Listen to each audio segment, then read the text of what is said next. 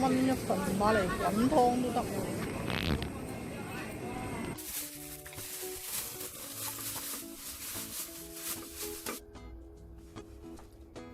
Hello， 大家好。呢個海魚咧叫橫澤，係沙甸魚嘅一種，10蚊港紙一份，已經有超過1斤重。咁我嚟煮番茄薯仔魚湯咧係好唔錯嘅。如果小朋友唔中意食魚咧，最好煮呢啲魚湯俾佢飲。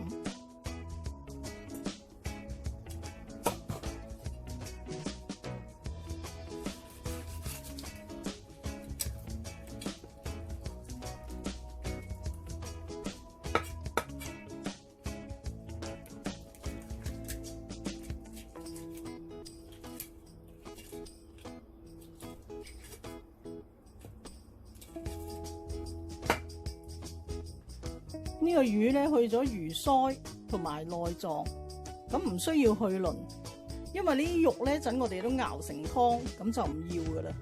洗翻乾淨嗰啲魚，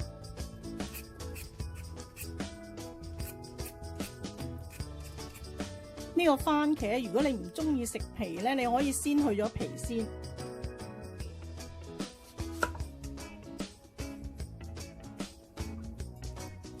連皮煮咧就有多啲纖維。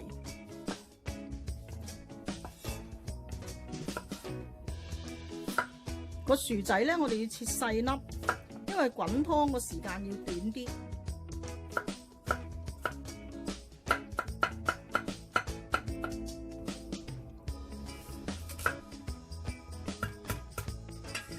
薑咧一半用嚟煎魚，一半咧就用嚟煮湯。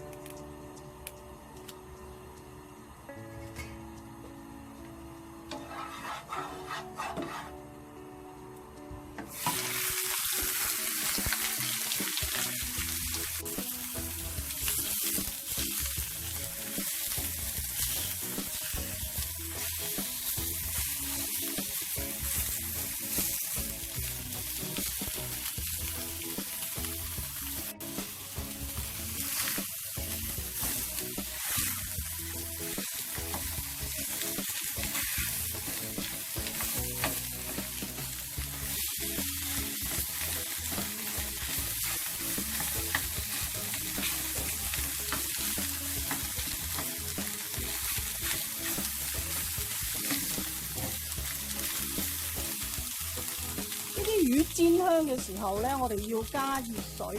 咁魚湯咧一定要俾滾水，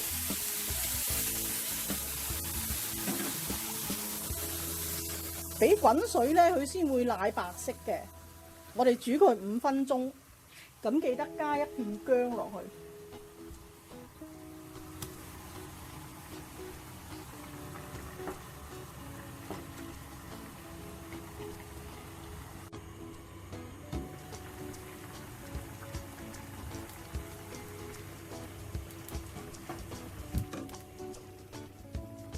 咁呢個煮完5分鐘咧，我哋隔咗嗰啲渣佢出嚟。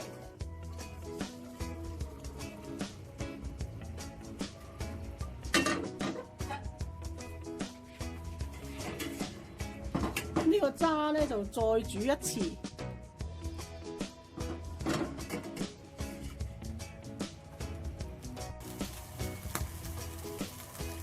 俾少少油啦。將呢個渣翻煮一次，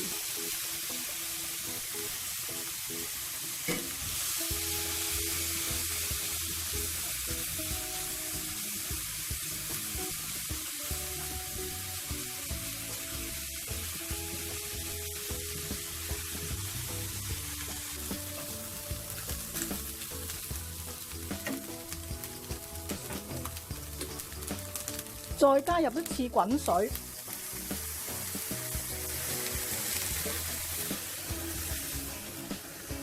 煮佢5分鐘，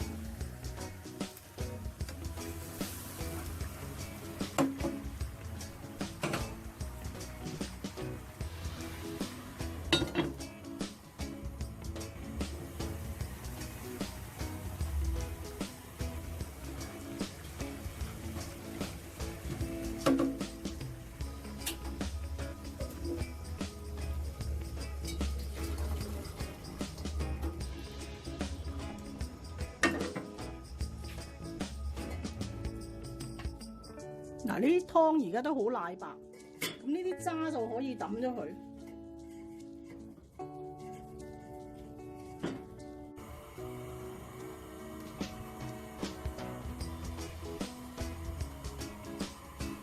呢個番茄同薯仔咧，你炒一炒佢會好味啲嘅。我哋俾一片薑，唔炒都可以嘅。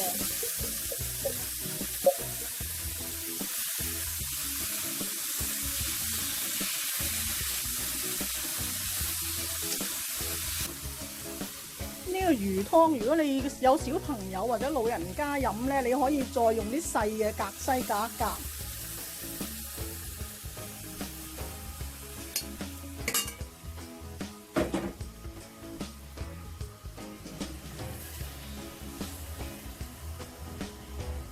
我哋番茄同埋呢個薯仔都切到好細粒嘅，煮佢5分鐘就得㗎啦。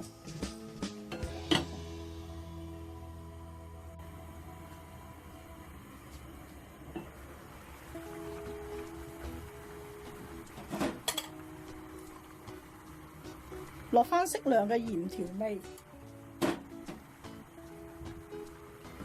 咁呢個咧價錢平又有益嘅奶白魚湯咧就做完㗎啦。